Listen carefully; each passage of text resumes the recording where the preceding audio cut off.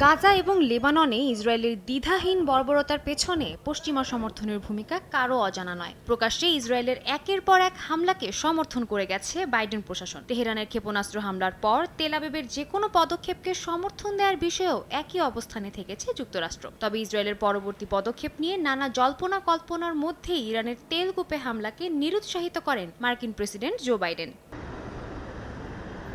মঙ্গলবারের হামলার পর ইসরায়েলের জবাব কী হবে তা নিয়ে চলছে বিস্তর আলোচনা। গণমাধ্যমের ধারণা, ইরানের অর্থনীতিকে দুর্বল করে দিতে তেলকূপে হামলাই সবচেয়ে যৌক্তিক। অবশ্য এ বিষয়ে জনসম্মুখে কোনো বার্তা দেয়নি নেতানিয়াহু এবং বাইডেন প্রশাসন। স্থানীয় সময় শুক্রবার হোয়াইট হাউসে এক বিবৃতিতে বাইডেন তেলকূপের পরিবর্তে অন্য কোথাও হামলার বিষয়ে ইসরায়েলকে পরামর্শ দেন। তবে পাল্টাপাল্টি হামলা চললেও মধ্যপ্রাচ্যে পুরো দমে যুদ্ধ শুরু হবে না বলে মনে করছেন বাইডেন। যদি এমন কিছু হয় তাহলে ইসরায়েলকে সাহায্য করতে যুক্তরাষ্ট্র পিছু হটবে না বলেও মন্তব্য করেন তিনি।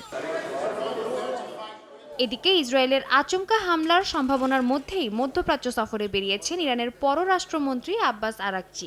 লেবাননের তত্ত্বাবধায়ক সরকারের সঙ্গে দ্বিপাক্ষিক আলোচনায় লেবাননের পাশে থাকার আশ্বাস দেন তিনি। উত্তেজনাময় এই পরিস্থিতিতে আরাকচির মধ্যপ্রাচ্য সফরকে যুদ্ধের আভাস হিসেবে দেখছেন অনেকেই। ধারণা করা হচ্ছে সম্ভাব্য যুদ্ধে মিত্র দেশগুলোর সমর্থন আদায়ই এই সফরের মূল উদ্দেশ্য।